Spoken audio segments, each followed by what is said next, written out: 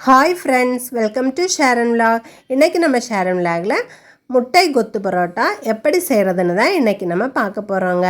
இது நமக்கு ரொம்பவே டேஸ்ட்டாக இருக்குங்க. நம்ம ஹோட்டலில் வாங்கினோன்னா அவங்க சால்னா சேர்த்து செய்வாங்க. நம்ம இன்றைக்கி முட்டை சேர்த்து செய்ய போகிறோம். நீங்களும் உங்கள் வீட்டில் பரோட்டா மீந்து போச்சுன்னா இந்த மாதிரி செஞ்சு பாருங்கள். டேஸ்ட்டு ரொம்ப அட்டகாசமாக இருக்குங்க. இது எப்படி செய்கிறதுன்னு பார்க்குறதுக்கு முன்னாடி நீங்கள் இப்போ தான் நம்முடைய சேனலை ஃபஸ்ட் டைம் பார்க்குறீங்கன்னா சப்ஸ்கிரைப் பண்ணுங்கள். பக்கத்தில் இருக்க பெல் சிம்மில் கிளிக் பண்ணுங்கள். இப்போ வாங்க எப்படி செய்கிறதுன்னு பார்க்கலாம். நான் இன்றைக்கி முட்டை கொத்து பரோட்டா செய்கிறதுக்கு 3 பரோட்டா எடுத்துருக்கேங்க. இதை இப்போ நம்ம சின்ன சின்ன பீஸாக பிச்சு போட்டுக்கலாம். உங்களால் எவ்வளவு சின்னதாக பிக்க முடியுமோ அந்த அளவுக்கு சின்ன பீஸாக பிச்சு எடுத்துக்கோங்க. நீங்கள் வேணும்னா மிக்சியில் கூட போட்டு இதை நீங்கள் பல்ஸில் விட்டு எடுத்துக்கலாம்.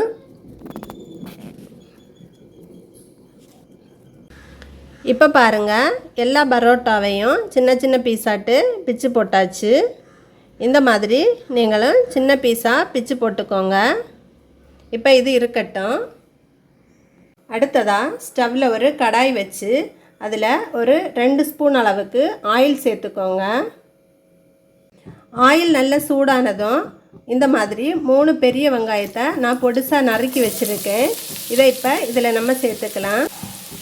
கூடவே ஒரு பச்சை மிளகாயை பொடியாக நறுக்கி வச்சுருக்கேன். இதையும் சேர்த்துக்கலாம். கூடவே ஒரு கொத்து கருவேப்பிலை சேர்த்துட்டு இந்த வெங்காயம் வதங்கிறதுக்கு தேவையான அளவு உப்பு சேர்த்து இதை நல்லா வதக்கி விட்டுக்கலாம். வெங்காயம் நல்லா வதங்கணும். இந்த மாதிரி பொடியாக நறுக்கிக்கோங்க வெங்காயத்தை. வெங்காயம் இந்த அளவுக்கு நல்லா வதங்கினதும் நம்ம இதில் இஞ்சி பூண்டு சேர்த்துக்கலாம். நான் இன்றைக்கி 1 ஸ்பூன் அளவுக்கு இஞ்சி பூண்டு சேர்த்துருக்கேன். சேர்த்துட்டு இதை நம்ம நல்லா வதக்கி விட்டுக்கலாம். நமக்கு இஞ்சி பூண்டோட பச்சை வாசனை போகணும். இப்போ இஞ்சி பூண்டில் உள்ள அந்த பச்சை வாசனையெல்லாம் நல்லா போனதுக்கப்புறமா நான் இதில் தக்காளி சேர்க்க போகிறேன். நான் இன்றைக்கி 3 மீடியம் சைஸ் தக்காளியை ரொம்ப பொடுசாக நறுக்கி இது கூட சேர்த்துருக்கேன். சேர்த்துட்டு இதையும் நம்ம நல்லா வதக்கி விட்டுக்கலாம்.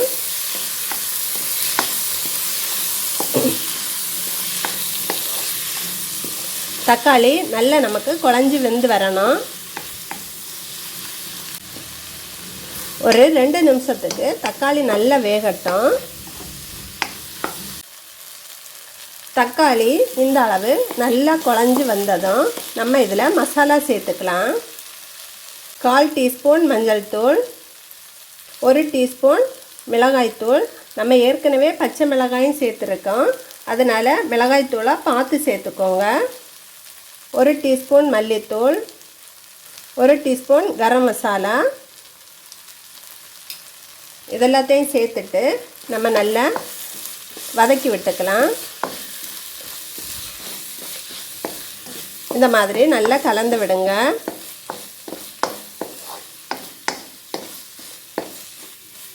இப்போ இதில் கொஞ்சமாக உப்பு சேர்த்துட்டு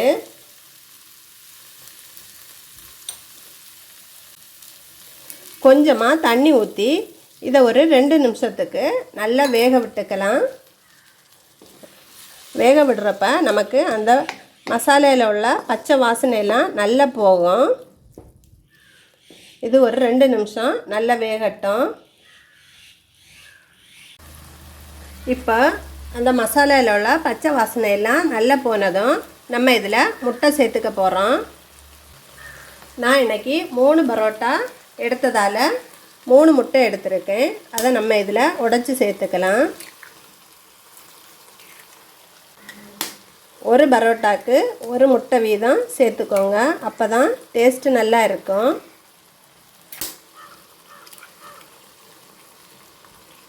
சேர்த்துட்டு முட்டைக்கு தேவையான அளவு உப்பு கொஞ்சமாக போட்டுட்டு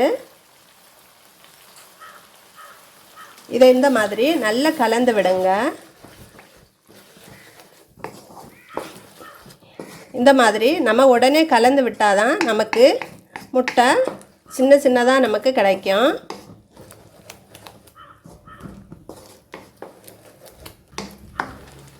இப்போ பாருங்கள், முட்டை எல்லா இடமும் நல்லா கலந்துடுச்சு. இப்போ பாருங்கள், முட்டையெல்லாம் நல்லா வெந்துடுச்சு. நம்ம முட்டையை உடச்சி ஊற்றுனதுமே இந்த மாதிரி கிண்டி விட்டுட்டே இருந்தோன்னா நமக்கு முட்டை இந்த மாதிரி கிடைக்கும்.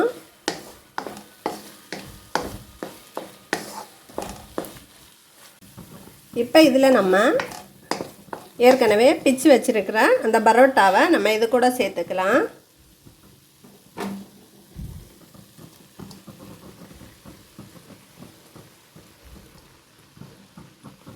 சேர்த்துட்டு இந்த மாதிரி எல்லா இடமும் படுற மாதிரி நல்லா கலந்து விட்டுக்கோங்க. இது ரொம்பவே டேஸ்ட்டாக இருக்குங்க. நீங்கள் இந்த பரோட்டாக்கு பதிலாக சப்பாத்தியில் கூட இந்த மாதிரி செஞ்சுக்கலாம். அதே மாதிரி நீங்கள் சிக்கன் சேர்த்து கூட இதை செஞ்சுக்கலாம். இப்போ நம்ம இதில் கொஞ்சமாக மல்லி இலை தூவி இதை நம்ம இறக்கிக்கலாங்க. இப்போ நமக்கு சூப்பரான முட்டை கொத்து பரோட்டா நமக்கு ரெடி ஆகிடுச்சுங்க. நம்ம ஹோட்டலில் வாங்கினோன்னா அவங்க சால்னா சேர்த்து செய்வாங்க. நம்ம இன்றைக்கி அதுக்கு பதிலாக முட்டை சேர்த்து செய்திருக்கோம்.